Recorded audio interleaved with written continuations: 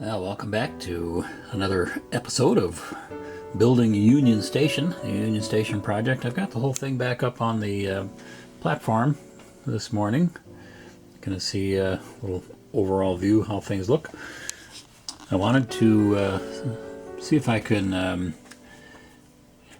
tell how this is going to sit on the platform, and it's I'm seeing a few little discrepancies again here.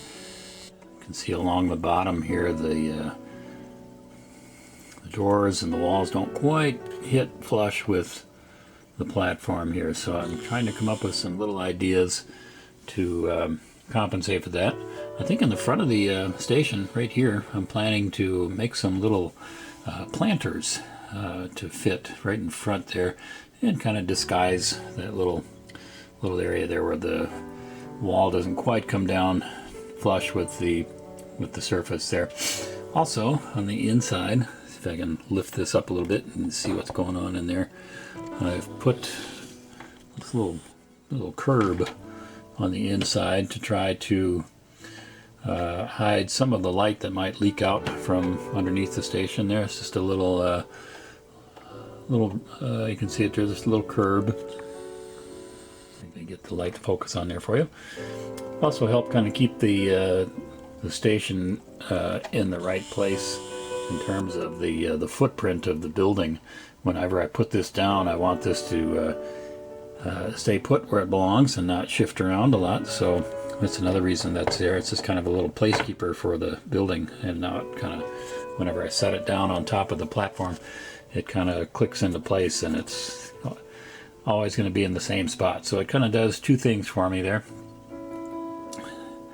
Going to be doing some painting on the inside of that floor piece we just saw, and try to put some interior details inside the station. I don't know if you can tell here with this light on, but I've got the lights on inside the station,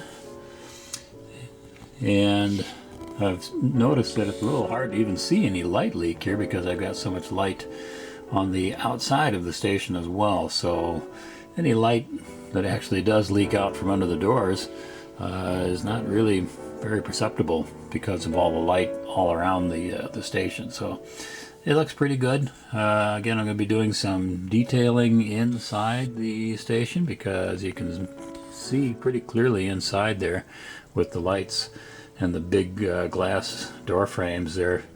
You can see right inside the station.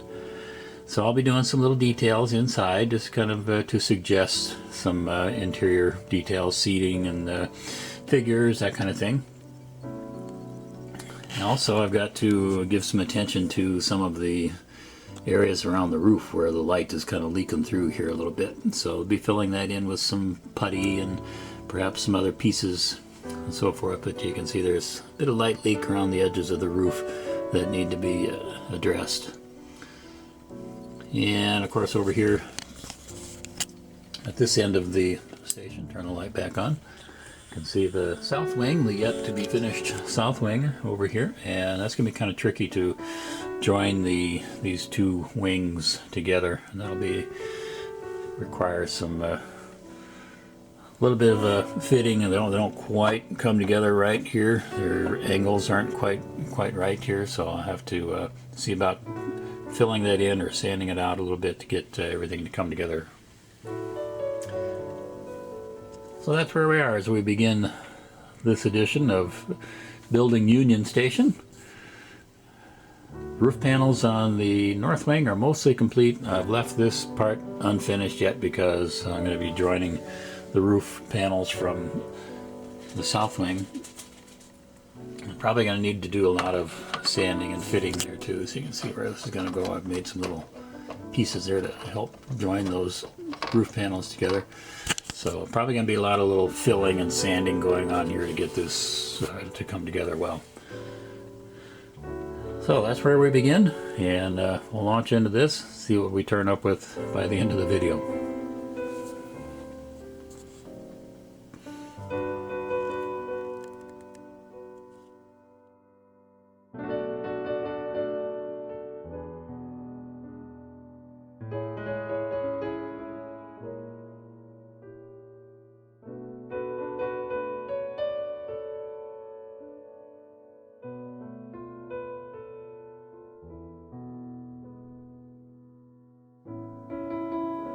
This is my second attempt at making some railings for along the streets, and my first attempt I wasn't very satisfied with the end results.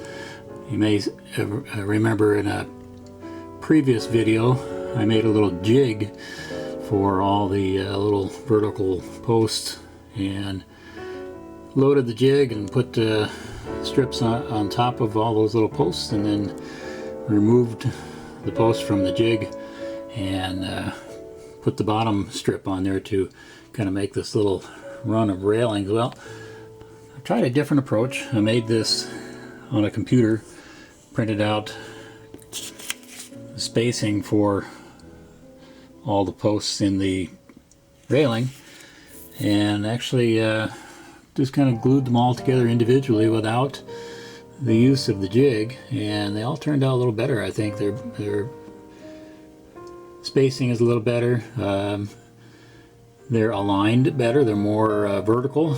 This was my first attempt here at making railings, and it's kind of, didn't quite turn out very well.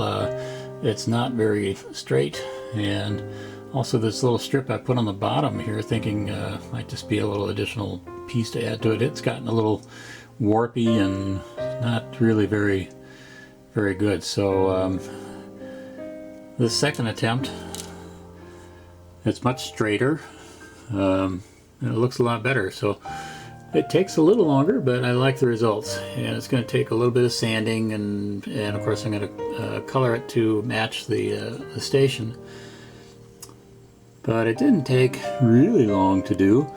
Kind of used the same approach where I made a long strip of posts and then cut them into 12-foot lengths roughly, and glued them back together with those posts, larger posts at 12-foot intervals, and it's turned out pretty well. Close inspection shows a few little flaws, but if I can get it sanded down a little bit and painted, I think it's going to look very nice. So I like this result much better. It takes a little longer, but it's a much better result. So a little side project I was just curious about, I wanted to experiment with, and it looks pretty good. So kind of working on some railings, trying to see different angles there. You can see the detail of it. So that railing will continue along the edge of the sidewalk here, and of course on the two big bridges that will be flanking both sides of the station. So a little sample there of my handiwork here for new railings. Second attempt, and these are much straighter. Turned out much better.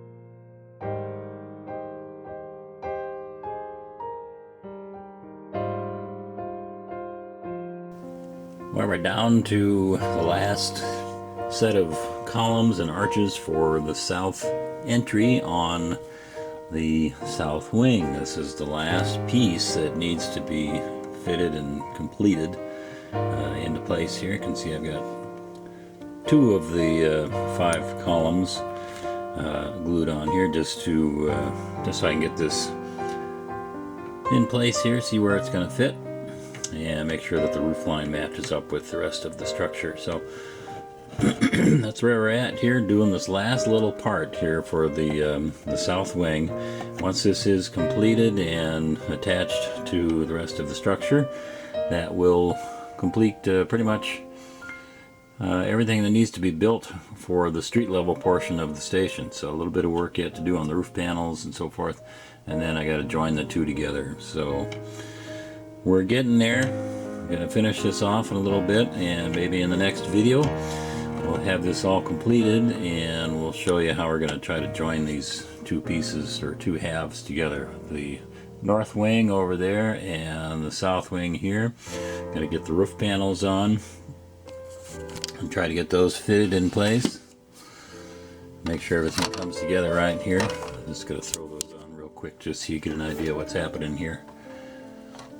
And then this will all be joined together. So a little bit of work yet to do on the south wing, and we'll be all set.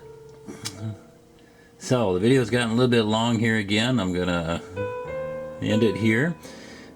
Stay tuned for a little peek at the layout and so forth, and a shout out to a fellow modeler and subscriber and supporter of the channel. So once again, thank you very much for stopping by. Thanks for coming. Thanks for staying. Thanks for watching.